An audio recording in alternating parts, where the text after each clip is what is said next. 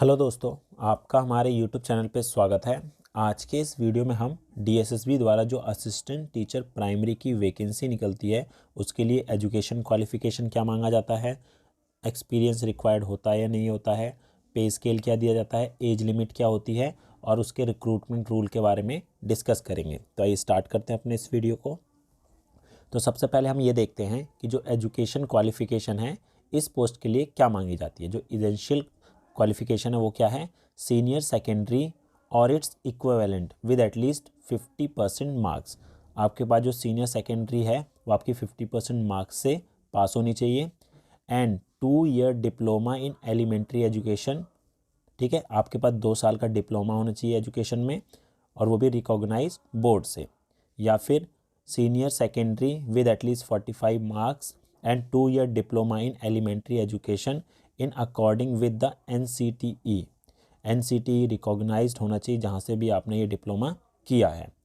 Next आगे है senior secondary और equivalent with at least 50% marks and 4 year bachelor of elementary education BLED। अगर आपने BLED भी किया है तो भी आप इस पोस्ट के लिए एलिजिबल हैं। या फिर सीनियर सेकेंडरी यानी कि 12th जो है आपकी कंपलसरी है 50% मार्क्स के लिए and 2 year diploma in education, जिसे हम स्पेशल एजुकेशन ही बोल सकते हैं, फॉर अ रिकॉग्नाइज्ड बोर्ड। आगे है graduation and 2 year diploma in elementary education for a recognised board. और इसके साथ साथ आपका जो CTET है पेपर 1 वो भी पास होना चाहिए। अगर आप जर्नल है तो आपके पास जो मिनिमम मार्क्स है 90 होने चाहिए, ठीक है। और अगर आप SC ST हैं तो हमारे पास जो मिनिमम मार्क्स है 83 होने चाहिए आपके CTET में। आगे है नेक्स्ट है must have passed Hindi, Urdu और पंजाबी और English as a subject at secondary level. आपने जो 12th तक जो है हिंदी, उर्दू, पंजाबी या इंग्लिश में से कोई एक सब्जेक्ट पढ़ा हुआ होना चाहिए। अब देखते हैं कि जो रिलैक्सेशन है 5% का वो किसको दिया जाता है। जो आपका यहाँ पर बोला है कि आपके 12th में 50% होने चाहिए, 12th में 50% बोला है, उसमें से आपको 5% रिलैक्सेशन मिलेगा। कब? अगर आप SC ST OBC या PH कैटेगरी में आते हैं, ठीक है।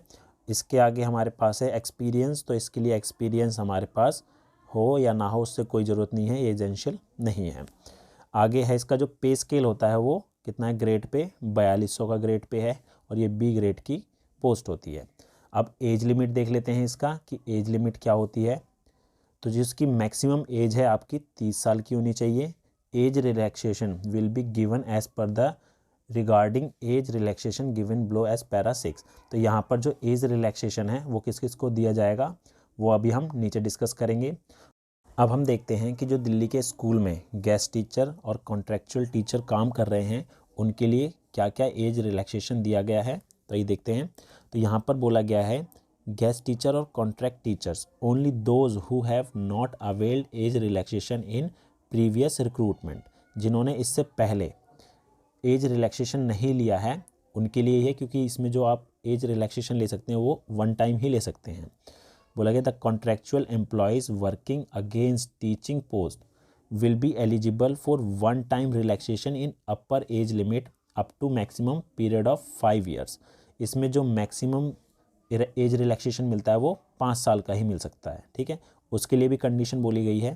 The quantum of age relaxation will be subject to the number of the year spend in the department on contract base provided they have worked for at least 120 days in a particular academic year। आपने जितने साल guest teacher as a contract teacher काम किया है उतने ही साल उतने ही year का आपको एज रिलैक्सेशन मिलेगा। जैसे कि अगर आपने 1 साल काम किया है और आपके मिनिमम जो डे हैं वर्किंग के वो 120 बन रहे हैं तो आपको 1 साल का एज रिलैक्सेशन मिल जाएगा। क्योंकि यहाँ पर बोला है कि आपकी जो एज है 30 साल से ऊपर नहीं होनी चाहिए। अगर आपकी 31 साल एज हो रही है और आपने गेस्ट टीचर में काम किया है 1 साल तो आप 31 ईयर के भी हो रखे हैं तो भी आप इस पोस्ट को भर सकते हैं। और मैक्सिमम जो है आप 5 साल तक का एज रिलैक्सेशन ले सकते हैं। कंडीशन ये है कि उतने ही साल आपने गेस्ट टीचर में काम किया होना चाहिए और जो हर साल के वर्किंग डे हैं मिनिमम 120 दिन के होने चाहिए। ठीक है, अब बाकी कैटेगरी के लिए देख लेते हैं कि एज रिलैक्सेशन क्या क्या है। अब देख लेते हैं कि कैटेगरी वाइज कितना एज रिलैक्सेशन दिया जाता है। तो यहाँ पर जो है, अगर आप SC/ST कैटेगरी से आते हैं तो आपको 5 साल का रिलैक्सेशन मिलेगा, क्योंकि यहाँ पर बोला गया कि जो मैक्सिमम एज है वो 30 साल होनी चाहिए। तो इसमें आपके 30 में 5 साल और जुड़ जाएंगे, तो आप 35 साल तक इसको भर सकते हैं। ठीक है, OBC के लिए 3 साल है, तो यहाँ पर 30 + 3 33 हो जाएगा। और PH कैटेगरी से हैं आप, तो आपको 10 साल का एज रिलैक्सेशन, मतलब कि 30 + 10 40 ईयर्स हो जाएगा। और PH + SC/ST हैं आप, PH भी हैं और आपके पास SC/ST का सर्टिफिकेट भी है, तो आपको 15 साल दिए जाएंगे। तो 30 + 15 45। ठीक है, और PH + OBC हैं तो आपको 13 ईयर्स, तो 30 + 13 ये हो जाएगा हमारा 43 ईयर्स। ठीक है, तो ये था हमारा कैटेगरी का। नेक्स्ट हमारे पास है, अगर आप डिपार्टमेंटल कैंडिडेट हैं और आपने कम से कम 2-3 साल जो है दिल्ली गवर्नमेंट में काम किया है, तो आपको मैक्सिमम 5 साल का एज रिलैक्सेशन मिलेगा और आपकी पोस्ट जो है वो ग्रुप बी की होनी चाहिए।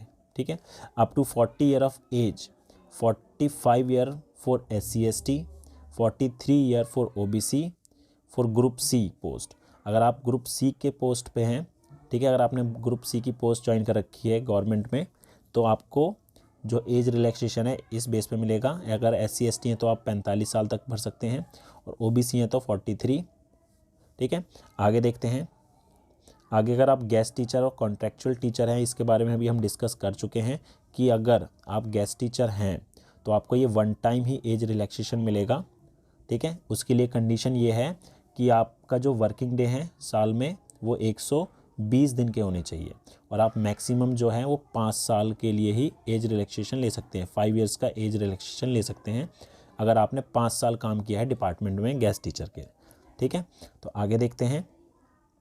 आगे है, अगर आप एक्स सर्विस मैन हैं, group C and group B, non gazetted, तो period of military service +3 years, तो आपके पास जो मिलिट्री सर्विस जितने साल आपने की है और उसमें 3 साल और ऐड हो जाएंगे, तो ये आपका नेक्स्ट है। अगर आप कश्मीरी माइग्रेंट हैं, ठीक है, तो यहाँ बोला गया relaxation in the upper age limit of 5 year shall be admissible to all person who had ordinary been domicile in a state of Jammu and Kashmir during the period of 1st day of Jan 1950 to 31st day of December